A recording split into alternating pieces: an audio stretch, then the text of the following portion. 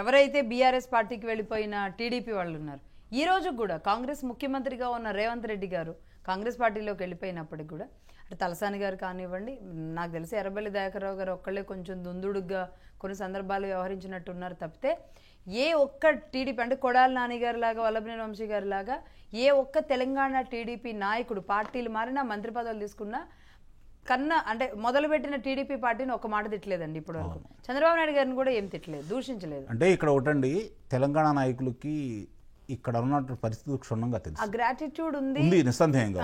తప్పని పరిస్థితుల్లో అటు వెళ్ళాలి. అందుకే కార్యకర్తలు కూడా మనం బలంగా లేని పరిస్థితుల్లో కాంగ్రెస్ వ్యతిరేకంగా ఉన్న వాళ్ళు అప్పుడు ఉన్నటువంటి టీఆర్ఎస్ కి మొగ్గటం కూడా జరిగింది.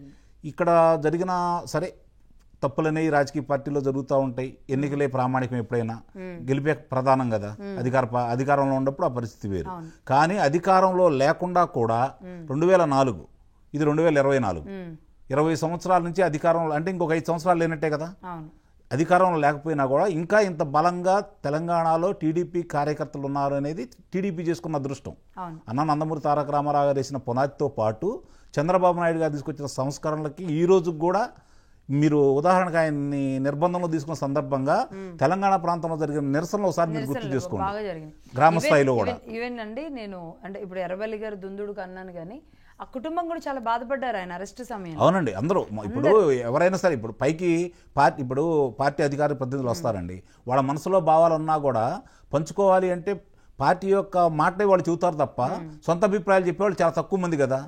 కాబట్టి ఆ పార్టీలో ఉన్నప్పుడు వాళ్ళ పార్టీ అధినాయకుడు ఏమనుకుంటాడో అన్న భయం కొద్దీ కొంతమంది మాట్లాడుతూ ఉంటారు. తలసాని శ్రీనివాస్ యాదవ్ గారు కూడా అప్పుడు 2019లో ఓడించడానికి అక్కడికి వెళ్ళినట్టున్నారు. అవును, తలసాని శ్రీనివాస్ యాదవ్ గారు వచ్చారు, కొంతమంది వచ్చారు. మొన్న ఎట్లయితే ఇందాక దుర్గాప్రసాద్ గారు చెప్పినట్టు 2024లో ఆంధ్రప్రదేశ్లో మళ్ళీ ముఖ్యమంత్రిగా చంద్రబాబు నాయుడు గారిని చూడాలనే తలంపుతోటి ఇక్కడున్న నాకు తెలిసినంత వరకు 2-3 లక్షల మంది అక్కడ పనిచేశారండి. 2-3 లక్షల మంది మామూలు ప్రజలు తెలంగాణలో స్థిరపడ్డ ఆంధ్రులు కావచ్చు, తెలంగాణలో నాయకులు కావచ్చు, కార్యకర్తలు కావచ్చు, వాళ్ళు ఏ విధంగా సహాయం చేయాలో అన్ని విధాల వాళ్ళ స్థాయికి మించి చేశారు. కాల్స్ తీసుకుంటే కూడా అండి మామూలుగా సాటర్డే తీసుకుంటాం కదా, తెలంగాణ నుంచి కాల్స్ వస్తే ఆంధ్ర పరిస్థితి మీద అందరూ బాధపడేవాడు. అవును, నిస్సందేహంగా. అంటే ఆ ప్రేమ ఉండేది, అవును, ఆ బాండింగ్ అంత ఈజీగా తెంచుకోరు. అవునండి, రైట్ అండి. దుర్గాప్రసాద్ గారు, సరే ఇక్కడున్న పరిస్థితులు, ప్రజల మనోభావాలు, వీటి గురించి మాట్లాడుతున్నాం. పార్టీ విషయానికి వస్తే మళ్ళీ ఎవరెవరు ఇక్కడ చెయ్యి కలిపితే మళ్ళీ టీడీపీ జెండా ఎగురుతుంది అంటారు. ప్రజల మనోభావాలు, ఆడియో వస్తుందండి, ఆడియో బయటకు వస్తుంది. ఆడియో మళ్ళీ ఎవరెవరు ఇక్కడ చెయ్యి కలిపితే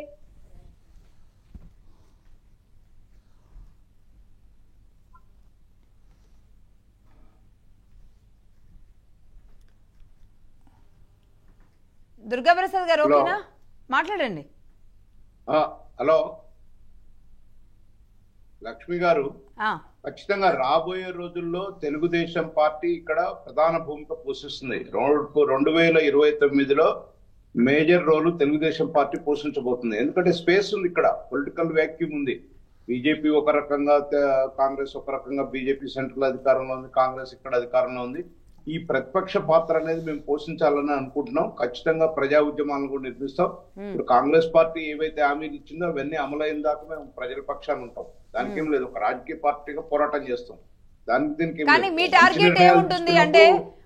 చేస్తాం. ప్రజా వ్యతిరేక నిర్ణయాలు ఎక్కడున్నా సరే, ఏ ప్రభుత్వం ఉన్నా వాటిని చేస్తాం. తెలుగుదేశం పార్టీ మొదటి నుంచి కూడా అంతే. నీటి వాటాల విషయంలో కూడా మేము చెప్తున్నాం, తెలంగాణకు అన్యాయం జరగకుండా డెఫినెట్ గా చంద్రబాబు నాయుడు గారు కూడా నీటి వాటాల విషయంలో ఒకటే చెప్తున్నారు.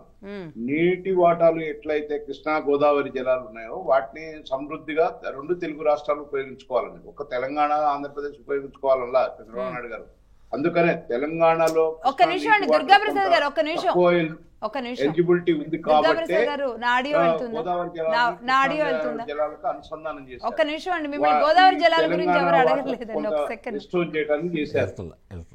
ఒక్క సెకండ్ అండి దుర్గాప్రసాద్ గారు, నా ఆడియో మీకు వస్తున్నట్లేదు. మనం ఒక్కొక్క అంశం గురించి ఒక్కొక్క టాపిక్ గురించి మాట్లాడదాం, పొలిటికల్ గా మాట్లాడదాం. సరే, నీటి వాటాలు, ఆస్తులు, హక్కులు, వీటి గురించి తర్వాత సంగతి. మీకున్న ఇక్కడున్న ప్రస్తుతానికి మీకున్న అవకాశాలు ఎంతవరకు, మళ్ళీ పునరుజ్జీవనం రావాలి అంటే ఏం చేయాలి? ఇప్పుడు రాబోయే పంచాయతీ ఎన్నికలు కానివ్వండి, జిహెచ్ఎంసీ ఎన్నికల్లో కానివ్వండి, కూటమిగా ముందుకెళ్తారా?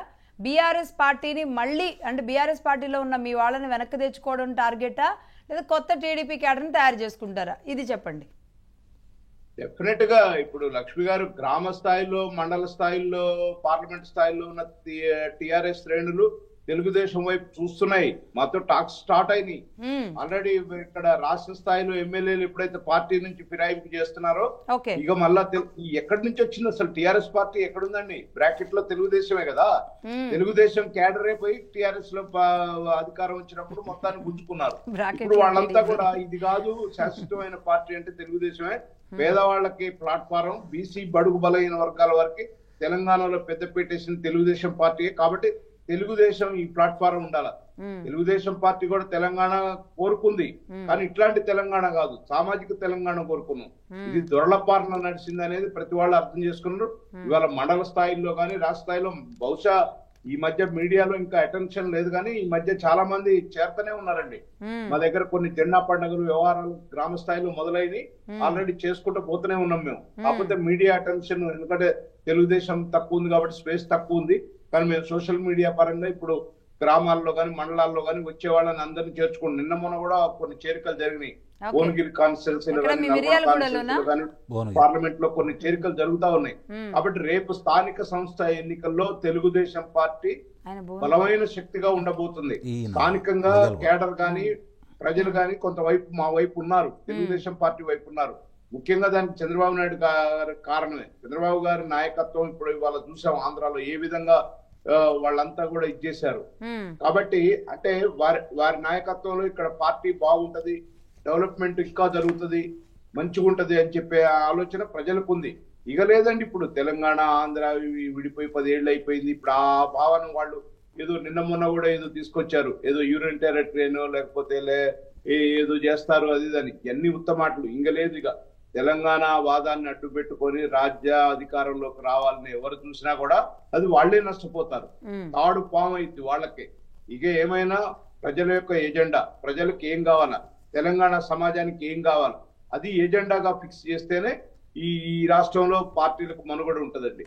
అదర్వైజ్ ఇప్పుడు ఈ జరుగుతున్నటువంటి చూస్తుంటే ఇదన్నీ జరుగుతుంటాయి. ఒక ఎజెండా లేకుండా ఉత్తగా కేవలంగా ఒక సెంటిమెంట్ తోటి వచ్చిన రాజకీయ పార్టీ. ఇంకోటండి, ఎప్పుడు కూడా భారతదేశంలో స్వరూపంగా ఎక్కడ చూసినా సరే ఇతర రాష్ట్రాల్లో ఒక రాష్ట్రం ఏర్పడ్డ తర్వాత, ఇప్పుడు అస్సాం ఉంది, అస్సాం గోవంతక పార్టీ ఒక్కసారి అధికారంలోకి వచ్చింది, తర్వాత కనుమరుగైపోయింది. అది రెండోసారి చంద్రశేఖరరావు అధికారంలోకి వచ్చింది కాబట్టి పార్టీ మనుగడ ఎంతకాలం ఉంది. ఇక ఉండే సమస్య లేదు, ఎందుకంటే అదొక థియరిటికల్ గా ఉంది, అదొక స్టడీ కూడా ఉందండి. ఒక ఉద్యమం చేపట్టినటువంటి పార్టీ ప్రజల ఆకాంక్షలకు అనుగుణంగా పరిపాలిస్తేనేమో శాశ్వతంగా ఉంటది. అట్లా లేనప్పుడు ఇట్లాంటి ఉద్యమ పార్టీలు వచ్చి అధికారంలోకి తీసుకొచ్చిన తర్వాత ఫేడ్ అవుట్ అయిపోతాయి. బహుశా అస్సాం గోవంతక పార్టీ ఒక్కసారితో ఫేడ్ అవుట్ అయింది. ఇక్కడ మట్టుకి టిఆర్ఎస్ పార్టీ